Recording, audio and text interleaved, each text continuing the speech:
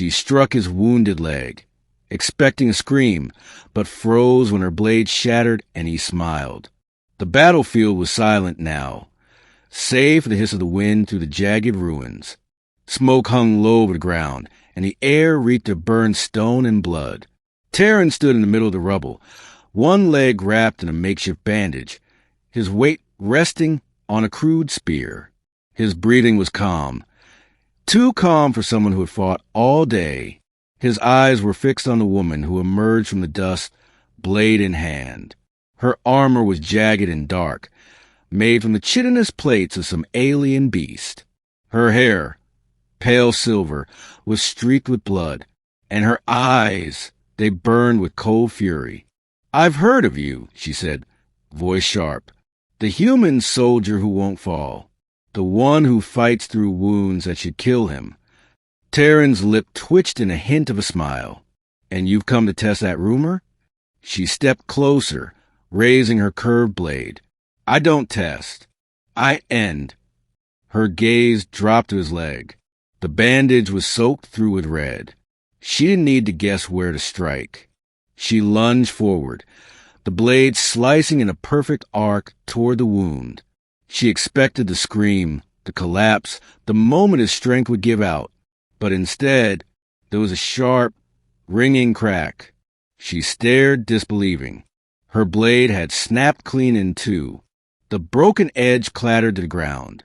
Taran hadn't even flinched. And then he smiled. "What are you?" she asked, stepping back instinctively. Taran shifted his weight, the movement steady and fluid, no sign of pain. "Not what you expected." "That leg should be useless," she hissed. "I saw you take the hit." "You saw me before it finished healing," he said simply. Her brow furrowed. "Healing? Impossible. I know what my weapon does. Its edge cuts deeper than bone. No flesh closes that fast." Taran took a deliberate step toward her. "You're right. Human flesh doesn't." A shiver traced her spine. She'd fought humans before. They were stubborn, resilient, but mortal. This was something else. "Your kind bleeds and dies," she said, narrowing her eyes. "But you—" "I bled," Taran interrupted, "and I healed." The silver in his voice, the unshaken calm, made her tighten her grip on the broken hilt. She needed to know what she was facing. "What did they do to you?" Taran tilted his head slightly.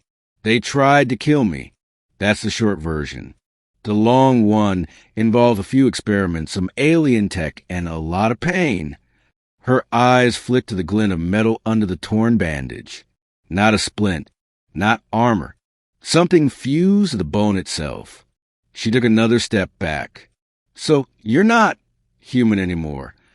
"Maybe not entirely," he admitted, "but enough to still want answers. And right now you're the one who has them." She frowned. "What answers?" "Why you're still here when your army is gone." Her jaw tightened. "Because my war isn't over.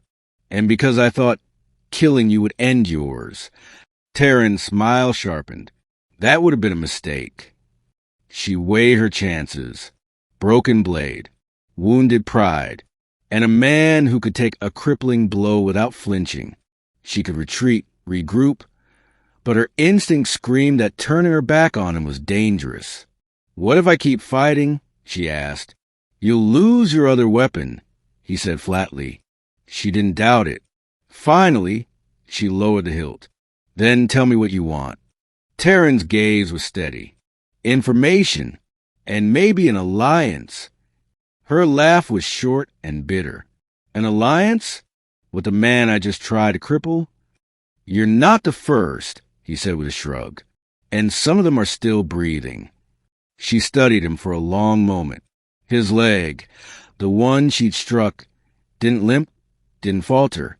The wound she had counted on wasn't a weakness at all. Something told her that walking away from him now would mean crossing paths again, and next time she might be the one bleeding. She sheathed the broken hilt.